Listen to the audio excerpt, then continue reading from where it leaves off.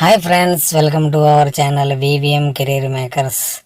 మన ఛానల్ని లైక్ చేయండి, షేర్ చేయండి, సబ్స్క్రైబ్ చేయండి. ఓకే, నోటిఫికేషన్లోకి వెళ్ళిపోతారు. నోటిఫికేషన్లో ఏముందంటే, మనం 10+2 చదివిన వారు కానీ, ఇంటర్మీడియట్ చదివిన వారు కానీ దీనికైతే అప్లై చేసుకోవడానికి ఉంది. ఎవరైనా సరే ఎక్కువ 10+2 చదివి డిగ్రీ చేయని వాళ్ళు చాలామంది ఉంటారు కాబట్టి వాళ్ళు ఎలాంటి అవకాశాన్ని మిస్ అవ్వకండి. మీకు టైప్ రైటింగ్ వచ్చి ఉండాలి, 30 words per minute Hindi type writing వచ్చినా కానీ మీరు ఈ జాబ్ అయితే ఎలిజిబుల్. క్లర్క్ జాబ్ ఇది. 2 పోస్టులు అయితే ఉన్నాయి. Pay commission 4 per as per 7 మరి ఒక ఎలా లేదన్నా ఒక 40,000 మనకి 40,000 50,000 దాకా మనకి శాలరీ అయితే దొరకడం జరుగుతుంది. Age limit 25 years. 25 years plus 3 years ఓబీసీలకి, 25 + 5 years మనకి ఎస్సీ ఎస్టీలకి అయితే మనకి ఏజ్ రిలాక్సేషన్ అయితే ఉంటుంది. జాబ్ డిస్క్రిప్షన్ అయితే ఏముండదు. మనకి ఎస్టాబ్లిష్ ఫైనాన్స్ అకౌంట్ కోసం తెలిస్తే సరిపోదు. కాబట్టి మనకి ఇంటర్మీడియట్ ఎవరు చదువుతారో ఇలాంటి అవకాశాలను మీరు అస్సలు మిస్ అవ్వద్దు. 2 జాబులనే, 1 జాబ్ అనే, 3 జాబులనే మాత్రం మీరు అనుకుని అప్లై చేయకుండా ఉండకండి. అప్లై చేయండి. ఎందుకంటే 2 జాబులు ఉన్నాయి కానీ మీకు అప్లై చేయకుండా చాలామంది ఉంటారు. మనకు వస్తుందా రాదా అనుకుంటారు.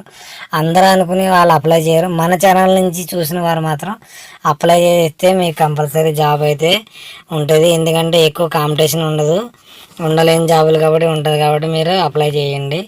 ఇంకోటి ఉంది దీంట్లో. ఇంకోటి ఏంటంటే direct recruitment service maintenance engineer కోసం అయితే ఒక పోస్ట్ అయితే ఇవ్వడం జరిగింది. 7th పే కమిషన్లో 7th లెవెల్ పే కాబట్టి ఒక 85,000 నుంచి 1 lakh దాకా దీని శాలరీ అయితే జరుగుతుంది. 35 years ఫర్ డైరెక్ట్ రిక్రూట్మెంట్ దీనికి ఇవ్వడం జరిగింది.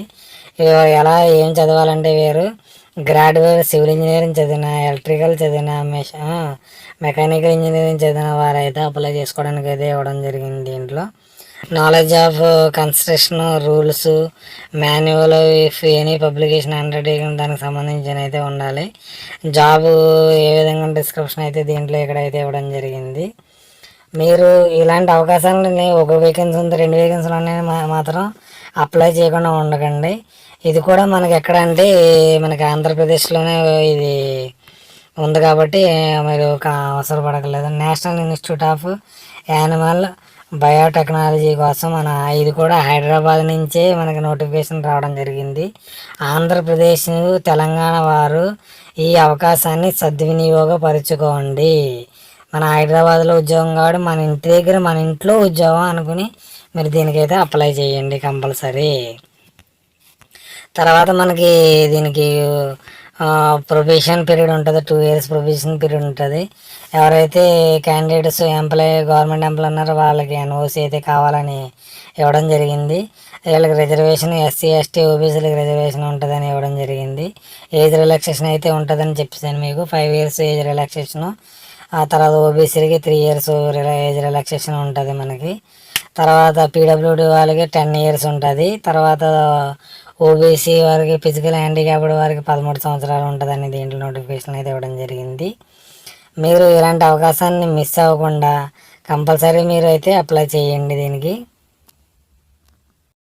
ఇదైతే మనకి ఒక డిమాండ్ డ్రాఫ్ట్ అయితే తీయవలసి ఉంటుంది.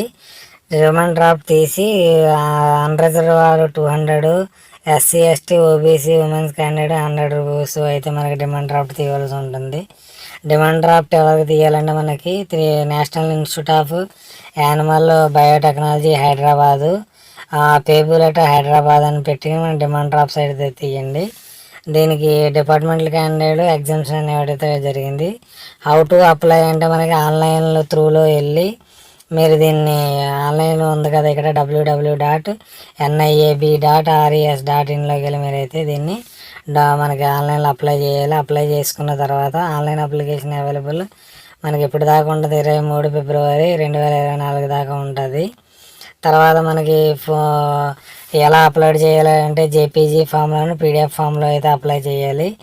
తర్వాత అప్లై చేసిన తర్వాత అప్లికేషన్ మీకు దాన్ని ఫాలోయింగ్ డీటెయిల్స్ అన్ని అప్లికేషన్ ఫామ్లో ఫుల్గా నింపిన తర్వాత మనకి ఫీజు డిమాండ్ డ్రాఫ్ట్ రూపంలో తీసుకున్న తర్వాత డబుల్ అప్లికేషన్ ఫర్ ఒక ఎన్వలప్లో పెట్టి అప్లికేషన్ ఫర్ ద పోస్ట్ అని పెట్టి దానికి మీద రాసి తర్వాత ఇక్కడ ఇచ్చిన అడ్రస్కి అయితే మనం సెండ్ చేయవలసి వస్తుంది. దాని మీద advertisement number, candidate name, category, post applied for అని రాసి దాన్ని అయితే మీరు పోస్ట్ చేయండి.